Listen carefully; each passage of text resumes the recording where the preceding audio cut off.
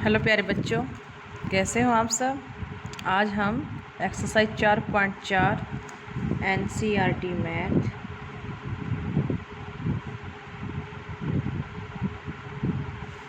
Class 9th की exercise 4.4 करने जा रहे हैं। इसमें प्रश्न नंबर 1 है, एक चर वाले और दो चर वालों के रूप में y बराबर है 3 का ज्यामितीय निरूपण करो। चर का मतलब वेरिएबल, ठीक है, और ज्यामितीय मतलब ज्योमेट्रिकल, निरूपण मतलब ज्योमेट्रिकल ड्रॉ कीजिए। ठीक है, तो आप देखो, सबसे पहले हम क्या करेंगे, एक फर्स्ट पार्ट के लिए एक चर वाले के लिए देखो क्या करेंगे। एक चर वाले के देखो, एक चर वाले के लिए हम सिर्फ सीधी एक लाइन लगाएंगे। ठीक है, आमतौर पर हम क्या लेते हैं, इसको हम एक्स एक्सिस मानते हैं, लेकिन जब यहाँ पे वेरिएबल ही एक है तो जो एक वेरिएबल दिखाना होता है उसी के रूप में हम इसको मान लेते हैं। तो ये हमारे वाई वेरिएबल की लाइन हो जाती है, मान लेंगे इसको हम। ठीक है, बीच में ओरिजिन मान लो 0 1 2 इक्वल इक्वल डिस्टेंस पे, आप स्केल से ले सकते हैं इक्वल इक्वल डिस्टेंस पे 0 1 2 3 4 ऐसे। इधर -1 -2 -3 ऐसे। अब आपको क्या दिखाना है, y बराबर है 3, तो जमा का है और ये y की लाइन हमने ले रखी है, तो y बराबर है 3 यहाँ पे हो जाएगा। ठीक है, अब दूसरे पार्ट में क्या है कि इस y बराबर 3 को हमें दो चर वालों के रूप में व्यक्त करना है। तो जैसे हमने पिछली एक्सरसाइज की थी, दो चर वालों के लिए हम एक लाइन ऐसे लगाते हैं और एक लाइन ऐसे लगा लेते हैं। ठीक है, ये हमारी x की पॉजिटिव, इधर x की नेगेटिव, x डैश, ये y डैश। अब हम स्केल की सहायता से इक्वल इक्वल निशान लगा लेते हैं यहाँ पे 1 2 3 4 5 ऐसे इधर लगा लेंगे और ऐसे ही ऊपर लगा लो इक्वल इक्वल निशान 1 2 3 1 2 3 ऐसे। ठीक है, इक्वल इक्वल निशान हो गए। ये x के हैं, ये y के हैं, और यहाँ पे क्या है 0 0। पिछले एक्सरसाइज में भी हमने ऐसे किया था, तो ये देखो ये 0 0 है। तो अब x आपको क्या लिखना है, y बराबर है 3, मतलब y बराबर है 3, इसका मतलब क्या, x वाला 0 है, 0 3, तो 1 2 3, x का 0 और y का 3, तो ये पॉइंट है यहाँ पे, ये ऐसे हो जाएगा 0 3, मतलब या फिर क्या कह दो उसको कि y बराबर है 3 की ये लाइन हो गई। ठीक है, x की वैल्यू कुछ भी हो, y की वैल्यू यहाँ पे हम 3 हम कह सकते हैं कि y क्या आ गया, यहाँ पे 3 आ गया। ओके, चलो, मतलब इसमें आप क्या कर सकते हो कि इस तरफ से आप लाइन लिख सकते हो, मतलब x की वैल्यू 1 होगी तो भी y की वैल्यू क्या होगी, 3 होगी। x की वैल्यू 2 होगी तो भी y की वैल्यू क्या होगी, 3 होगी। और इधर भी ऐसे ही इक्वल, ये आप y बराबर 3 रख के एक लाइन ऐसे ड्रॉ कर सकते हैं, और वहाँ से आपको ये मालूम पड़ जाएगा कि अगर देखो x की हर एक नेगेटिव वैल्यू के लिए y की वैल्यू क्या आ रही है, 3 आ रही है, और x की हर एक पॉजिटिव वैल्यू के लिए y की वैल्यू क्या आ रही है, 3 आ रही है। ठीक है, देखो बच्चों, अब हम करने जा रहे हैं सेकंड क्वेश्चन। उसमें भी वही करना है, अगर वहाँ पे कुछ कमी रह गई है तो वो कमी इस क्वेश्चन से दूर हो जाएगी। देखो, एक चर वाले और दो चर वाले समीकरण के रूप में 2x जमा 9 बराबर है 0 का ज्यामितीय निरूपण कीजिए। ठीक है, तो देखो आपको क्या करना है, सबसे पहले क्या करेंगे, 2x जमा में 9 बराबर है 0। x की वैल्यू क्या आ जाएगी, -9/2। ठीक है। अच्छा, अब हमें करना है इसका एक, पहले तो क्या करना है, एक चर वाले के रूप में इसका व्यक्त करना है। तो एक लाइन हम ऐसे ड्रॉ कर लेते हैं, ये 0 1 2 3 4 5, इधर -1। आपको एक स्केल लेके इक्वल डिस्टेंस में लिखना है इनको, -3 -4 -5 जैसे स्केल रख दी।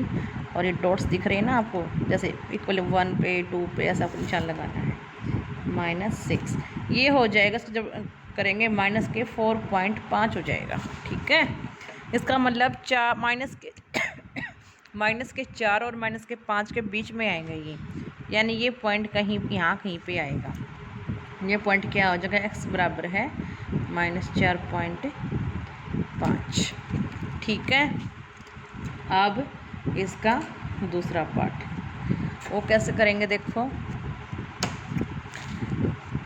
2x जमा 9 को 2 चर वालों के रूप में हमें व्यक्त करना है। 2 चर वालों के रूप में जब व्यक्त करेंगे इसको तो कैसे करेंगे, देखो x की वैल्यू -4.5 तो हमारे पास आई गई है। ठीक है, एक लाइन तो हम ऐसे ड्रॉ कर लेते हैं। ठीक है, और एक लाइन हम ऐसे ड्रॉ कर लेते हैं। ये पॉइंट आ गया हमारा 0, ये x, ये x डैश, ये y, ये y डैश, ये 1 2 3 4 5 6 7 इक्वल निशान, -1 -2 -3 -4 -5 -6। ठीक है, और इधर ये 1 2 3 4 5। ओके, अब देखो x की वैल्यू -4.5 है और y की कोई वैल्यू नहीं है, इसका मतलब y क्या है वहाँ पे 0, y 0 है। ठीक है, y 0 है और x की वैल्यू क्या है, -4.5 इधर ये रहा। तो अब यहाँ पे y 0 है, यानी ये जो वैल्यू होगी y के समानांतर होगी। तो ये ऐसे देखो, यहाँ से क्या आया कि y 1 है जब भी x की वैल्यू -4.5, क्योंकि y के ऊपर कोई कंडीशन है ही नहीं, मतलब y का कोई भी मान हो सकता है। y 1 2 है तो भी ये आएगा, y -4 है तो भी ये x की वैल्यू ये आ रही है, और ऐसे ही y की सभी नेगेटिव वैल्यूज़ के लिए भी x का मान क्या आ रहा है, -4.5।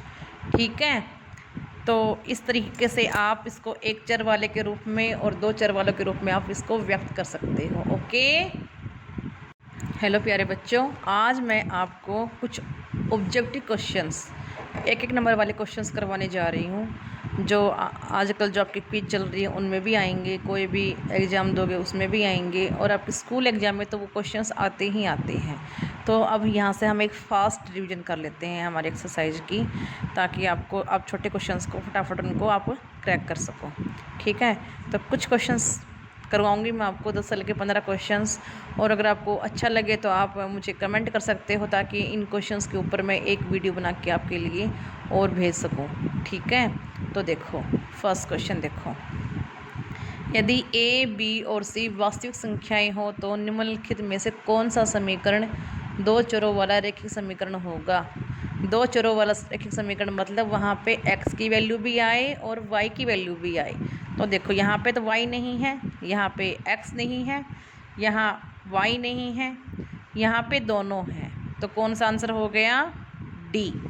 ठीक है, सेकंड क्वेश्चन देखो, 2 चरों वाला एक रैखिक समीकरण के हलों की संख्या होती है, क्या होती है वो आपको बतानी है। 1 होती है, 2 होती है, अपरिमित रूप से अनेक होती है, या फिर परिमित होती है।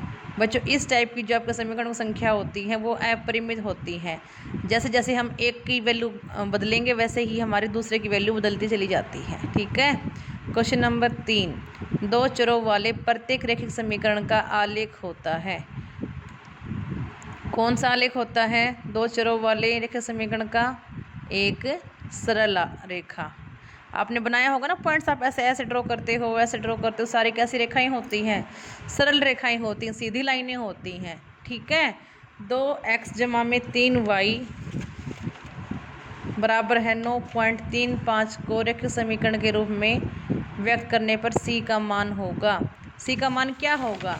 देखो इसको हम क्या लिखते हैं, ax plus by plus c बराबर है 0, और ये क्या है 2x प्लस 3y बराबर है 9.35 का बार। ठीक है, ये इधर है, जब इसको माइनस के इधर ले आऊँगी मैं तो बराबर है 0, तो सी से कंपेयर करवा दो इसको, तो ये माइनस का 3.5 बार हो जाएगा। ठीक है, क्वेश्चन नंबर 5 देखो, x माइनस वाई बटे 5 माइनस 10 बराबर है 0 की तुलना ax plus b y plus c से करने पर b का मान होगा। b का मान क्या होगा? अब यहाँ देखो, इधर ये क्या है, y के साथ नेगेटिव माइनस का 1/5 दिख रहा है, और यहाँ पे y के साथ क्या है, b है, यानी b का मान क्या होगा, माइनस का 1/5। ठीक है, क्वेश्चन नंबर 5 देखो, 4 बराबर है 5x माइनस 3y को ax प्लस बी वाई के रूप में लिखिए और b का मान भी ज्ञात कीजिए।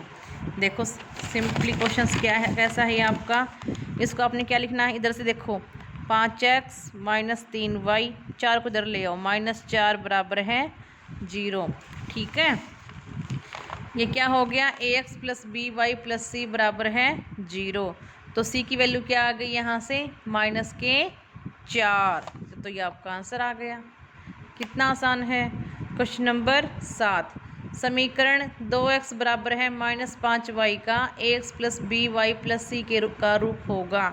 क्या रूप होगा, देख लो, चेंज कर लो इसको, इस क्वेश्चन को, 2x इसको इधर ले आओ प्लस 5y और c की जगह 0 है, तो क्या रूप होगा इसका, देख लो इसको, जो आंसर मैच हो रहा है, 2x जमा में 5y बराबर है 0 बराबर है 0, ये आपका आंसर आ गया।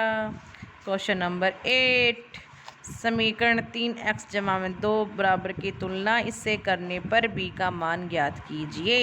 इसको मैं क्या लिखूं, इसको मैं लिख दूं 3x जमा में 0 गुणा में y जमा में 2 बराबर है 0, तो b का मान क्या आ गया यहाँ से, 0, 0। ठीक है, क्वेश्चन नंबर 9, क्वेश्चन नंबर 9 कैसे करेंगे, समीकरण y माइनस 2 बराबर है 0 को रैखिक समीकरण ax plus b y plus c के रूप में व्यक्त करने पर a और b के मान क्रमशः होंगे। क्या होंगे और b के मान, y माइनस 2 बराबर है 0, इसके मान क्या होंगे, 0 इंटू में x प्लस 1 इंटू में y माइनस 2 बराबर है 0, तो देखो ax plus b y plus c बराबर है 0, a की वैल्यू क्या आ गई 0, b की क्या आगे से कंपेयर करवाएंगे तो 1, और c की क्या आ गई माइनस के 2।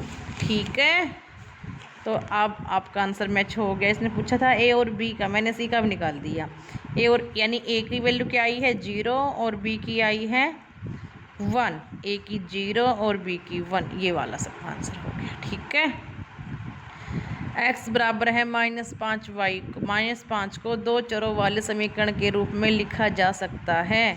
कैसे लिखेंगे इसको 2 चरों वाले के रूप में, x की जगह x, y नहीं है तो 0 गुना में y, और ये माइनस का 5 उधर आके क्या हो जाएगा, जमा का हो जाएगा, बराबर है 0, तो इसको हम लिख सकते हैं x जमा में 0 y जमा में 5 बराबर है 0। ठीक है।